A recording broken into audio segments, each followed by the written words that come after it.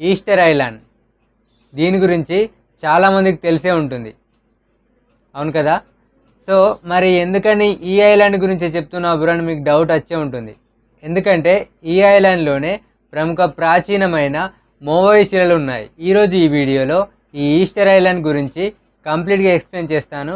And అలాగే మన next వీడియోలో ఈ మోవోయి శిలల గురించి ఎక్స్ప్లెయిన్ చేస్తాను.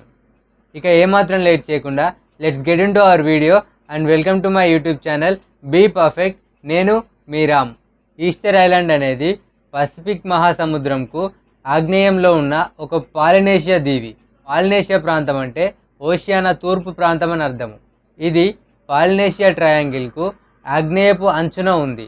1888లో చిలీ ఈ ఈస్టర్ ద్వీపాన్ని స్వాధీనం చేసుకుంది. ప్రస్తుతం చిలీలో ప్రత్యేక భూభాగమైన ఈ ద్వీపం మోవోయి శిలలుగా పిలిచే 888 స్మారక విగ్రహాలతో ప్రసిద్ధిగాంచింది. ఈ విగ్రహాలను రాపానూయి ప్రజలు సృష్టించారు. ఈ ద్వీపం ప్రపంచ వారసత్వ ప్రదేశంగా ఉంది, అంటే వరల్డ్ హెరిటేజ్ సైట్. రాపానూయి జాతీయ పార్క్ పరిధిలో ఈ ద్వీపం యొక్క అత్యధిక భాగం సంరక్షించబడుతుంది. సో మరి ఈ ప్రపంచ వారసత్వ ప్రదేశం ఏంటి బ్రో అని మీకు డౌట్ వచ్చే ఉంటుంది. ప్రపంచ వారసత్వ ప్రదేశం అనేది ఒక ప్రత్యేకమైన ప్రదేశాన్ని సూచిస్తుంది. లైక్ సరస్సులు కానీ, పర్వతాలు కానీ, కొండలు కానీ, కట్టడాలు కానీ, నగరాలు కానీ. ఇప్పుడు లైక్ మన ఇండియాలో తాజ్మహల్ ఎలాగుందో అలా అన్నట్టు. సో ఇది యునెస్కో వారసత్వ కమిటీచే నిర్వచించబడి ఆ జాబితాలో చేర్పించడం జరుగుతుంది. ఇటీవల కాలంలో మితిమీరిన వినియోగం వలన వచ్చే సాంస్కృతిక మరియు పర్యావరణ నష్టాలకు హెచ్చరికగా ఈ ద్వీపం అనేది ఒక ఎగ్జాంపుల్గా చూపించబడుతుంది. ఈస్టర్ దీవి ప్రపంచంలో జనావాసం ఉన్న అత్యంత ఒంటరిగా ఉన్న ఒక ప్రదేశం. ఇది చిలీ దేశానికి తూర్పు వైపున 3510 కిలోమీటర్ల దూరంలో ఉండడం జరుగుతుంది. ఈ ద్వీపంపై అడుగుపెట్టిన మొట్టమొదటి డచ్ అన్వేషకుడు జాకబ్ రోగెవీన్. ఈయనే ఈ ద్వీపానికి ఈస్టర్ ఐలాండ్ అని పేరు పెట్టడం జరిగింది. ఆయన తన భాషలో ఈ దీవికి పెట్టిన పేరు షాష్ ఐలాండ్. 18వ శతాబ్దపు డచ్ భాషలో ఈ పేరుకు ఈస్టర్ ద్వీపం అని అర్థం వస్తుంది. ప్రపంచంలో అత్యంత వియుక్త జనసంకీర్ణత కలిగిన ప్రాంతాల్లో ఈ ఈస్టర్ ఐలాండ్ కూడా ఒకటి. దీనికి అతి సమీపంలో జనావాసాలు కలిగిన ద్వీపం వచ్చేసి పిట్కైర్న్ ఐలాండ్. ఇది ఈస్టర్ ఐలాండ్కి పశ్చిమంగా 2075 కిలోమీటర్ల దూరంలో ఉండడం జరుగుతుంది. ఈ ద్వీపంలో 100 మంది కంటే తక్కువ సంఖ్యలో ప్రజలు నివసిస్తున్నారు. ఈ ఈస్టర్ ఐలాండ్ యొక్క పొడవు వచ్చేసి 24.6 కిలోమీటర్స్ అండ్ అలాగే అత్యధిక వెడల్పు వచ్చేసి 12.3 కిలోమీటర్స్. దీని యొక్క ఆకారం త్రిభుజం మాదిరిగా ఉంటుంది. దీని యొక్క విస్తీర్ణం 163.6 చదరపు కిలోమీటర్లు. గరిష్ట ఎత్తు వచ్చేసి 507 మీటర్స్. ఈ ద్వీపం యొక్క భూగర్భ శాస్త్రం చల్లారిన అగ్నిపర్వతాలతో ముడిపడి ఉంటుంది. ఈస్టర్ ఐలాండ్ అగ్నిపర్వతాలతో ఏర్పడిన ఎత్తైన ద్వీపం. దీనిలో ప్రధానంగా 3 చల్లబడిన ఏకీకృత అగ్నిపర్వతాలు ఉంటాయి.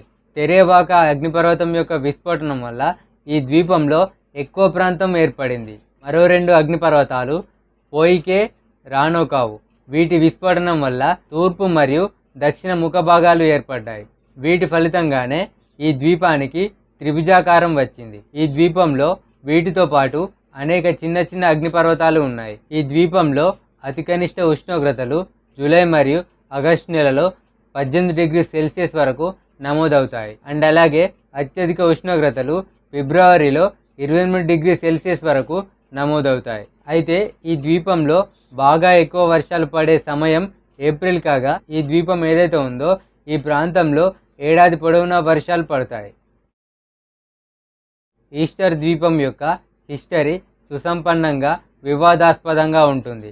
ఈ ద్వీపవాసులు కరువు, డిసీజెస్, బానిసల కోసం జరిగిన దాడులు, పౌరయుద్ధం, వలస రాజ్య స్థాపన అండ్ అలాగే అడవి నిర్మూలన వంటి వాటిని చవిచూశారు. ఇక్కడి జనాభా అనేక సార్లు తీవ్ర స్థాయిలో క్షీణించడం జరిగింది. అయితే ఈ ద్వీపవాసులు వదిలిపెట్టిన సాంస్కృతిక వారసత్వం వీరికి అసమానమైన గుర్తింపును తీసుకురావడం జరిగింది. ఈ ఐలాండ్లో మొదటి స్థిర నివాసాలు సుమారు 300 నుంచి 400 CE కాలంలో ఏర్పడినట్లు తెలుస్తుంది. అయితే ఈ పాలినేషియా ప్రాంతంలోని స్థిర నివాసాలకు సంబంధించి కాలాలు అన్నీ రేడియో కార్బన్ రసాయన విశ్లేషణల్లో సవరించబడ్డాయి, మీన్స్ చేంజ్ చేయబడ్డాయి. ఈ రేడియో కార్బన్ విశ్లేషణ గురించి చిన్నగా ఎక్స్ప్లెయిన్ చేస్తాను. ఇదేంటంటే ఒక వస్తువులోని కార్బన్ 14 పరిమాణాన్ని కొలిచి ఆ వస్తువు ఎంత పాతదో అని అంచనా వేసే పద్ధతి. ఇది సేంద్రియ పదార్థాల వయసును తెలుసుకోవడానికి ఉపయోగపడుతుంది. కార్బన్ 14 అనేది ఒక రేడియోధార్మిక ఐసోటోప్. ఇది వాతావరణంలో సహజంగా ఏర్పడుతుంది. జీవులు బతికున్నంత కాలం గాలి నుండి కార్బన్ 14ని తీసుకుంటారు. వారు చనిపోయిన తర్వాత ఈ ప్రక్రియ అనేది ఆగిపోతుంది. అండ్ అలాగే కార్బన్ 14 పరిమాణం కూడా క్షీణించడం జరుగుతుంది. కార్బన్ 14 యొక్క క్షయం అనేది ఒక స్థిరమైన రేటుతో జరుగుతుంది. శాస్త్రవేత్తలు ఈ క్షయం రేటును ఉపయోగించి ఈ నమూనా అనేది ఎంతకాలం క్రితం చనిపోయిందో అని అంచనా వేస్తారు. రేడియో కార్బన్ కెమికల్ అనాలిసిస్ అనేది పురావస్తు శాస్త్రం, భూగర్భ శాస్త్రం మరియు వాతావరణ శాస్త్రం లాంటి అనేక రంగాల్లో ఉపయోగపడుతుంది. ఈ పద్ధతి ద్వారా సుమారు 50,000 సంవత్సరాలు ఉన్న వస్తువుల యొక్క వయసు మాత్రమే అంచనా వేయగలం. ఎందుకంటే ఆ తర్వాత కార్బన్ 14 యొక్క పరిమాణం అనేది తగ్గిపోవడం జరుగుతుంది. ప్రస్తుతం రాపానీ ప్రాంతం ఒక్కదానిలోనే 700 నుంచి 1100 CE మధ్యకాలంలో స్థిర నివాసాలు ఉన్నాయని గుర్తిస్తున్నారు. మొబైల్గా పిలిచే భారీ విగ్రహాల సృష్టి ఈ ద్వీప సంస్కృతిలో ప్రధానంగా ఉన్నట్లు తెలుస్తుంది. చనిపోయిన పూర్వీకులకు ఈ విగ్రహాలు ప్రాతినిధ్యం వహిస్తాయి.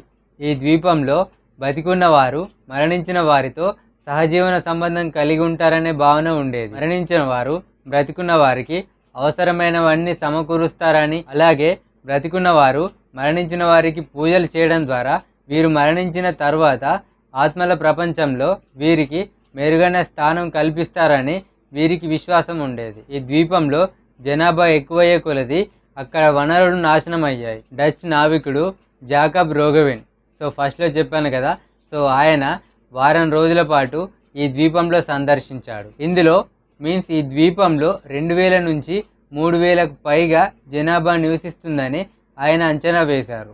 ఒక అపార్థం కారణంగా రోగెవెన్ యొక్క సిబ్బంది వారిపై దాడులు జరపడంతో చాలామంది కనిపించకుండా పోయారు. దాదాపు 12 మంది మరణించారు. ఇంకా చాలామంది గాయపడ్డారు. 19వ శతాబ్దంలో కూడా అనేక మంది నావికులు ఈ ఈస్టర్ ద్వీపాన్ని సందర్శించారు. అయితే ఆ తర్వాత ఈ ద్వీపవాసుల యొక్క నావికులు ఎవరైతే ఉన్నారో ఈ ప్రాంతం వద్ద లంగర్లు వేయడానికి వ్యతిరేకించారు. అందువలన 1860 వరకు సంబంధించిన అతి కొద్ది సమాచారం మాత్రమే ఈ ద్వీపం గురించి తెలిసింది. 1860లో జరిగిన వరుసాక్రమ దాడుల్లో ఈస్టర్ ద్వీపంలోని జనాభా మొత్తం హత్యకు గురికావడం లేదా ఖాళీ కావడం జరిగింది. 1862లో బానిసలను పట్టుకునేందుకు పెరు సైనికులు ఈ ఈస్టర్ ద్వీపంపై దండయాత్ర చేయడం జరిగింది. అనేక నెలలు ఇక్కడ హింసాత్మక అపహరణలు జరిగాయి. అండ్ అలాగే ఫైనల్లీ 1500 మంది ఇక్కడి పురుషులని మరియు మహిళలను తీసుకువెళ్ళడం జరిగింది. బానిసల కోసం దాడి చేసే ఈ సైనికులు ఈ పాలినేషియా దీవుల్లో ఈ అనేక మంది పౌరులను వారి మాతృదేశాలకు పంపేవారు. వారు మశూషితో బాధపడుతున్న పౌరులు. ఈస్టర్ ద్వీపం నుంచి మార్క్విసాస్ ద్వీపాల వరకు తీవ్రమైన డిసీజ్ వ్యాపించడం జరిగింది. ఈ ద్వీపం యొక్క జనాభా చనిపోయిన వారిని పూడ్చిపెట్టలేనంత స్థితికి క్షీణించడం జరిగింది. దీని తర్వాత ఇంకా చాలా ఇన్సిడెంట్స్ అనేవి జరిగాయండి. వాటిని ఎక్స్ప్లెయిన్ చేయడానికి లేదు, ఎందుకంటే అది కొంచెం వైలెన్స్గా ఉంది. 6 సంవత్సరాల తర్వాత ఈ ఈస్టర్ ద్వీపంలో 111 పీపుల్ మాత్రమే మిగిలి ఉండడం జరిగింది. వీరిలో 36 మందికి మాత్రమే వారసులు ఉన్నారు. ఈ స్థితి నుంచి ప్రస్తుతం రోజు వరకు ఈ ద్వీపంలో జనాభా కొద్దిగా పుంజుకుంటుంది. అయితే 97% జనాభా మరణించడం లేదా శతాబ్దం కంటే తక్కువ కాలంలోనే ద్వీపాన్ని విడిచి వెళ్ళడం జరిగింది. దీంతో ఈ ద్వీపం యొక్క సాంస్కృతిక పరిజ్ఞానం కాలగర్భంలోనే కలిసిపోవడం జరిగింది. పొలికార్పో టోరో, ఈయన చిలీ నౌకాదళ అధికారి. ఈయన చేత 1888 సెప్టెంబర్ 9న చిలీ ప్రాంతంలో ఈస్టర్ ద్వీపాన్ని కలపడం జరిగింది. 1966లో రాపానీ పౌరులు చిలీ వారసత్వం పొందారు. And finally 13th July 2007 constitutional amendment రాజ్యాంగ సవరణ ఈస్టర్ ద్వీపం మరియు జవాన్ ఫెర్నాండెజ్ ద్వీపాలకు చిలీ ప్రత్యేక భూభాగాల హోదాను పొందాయి. That's it for today.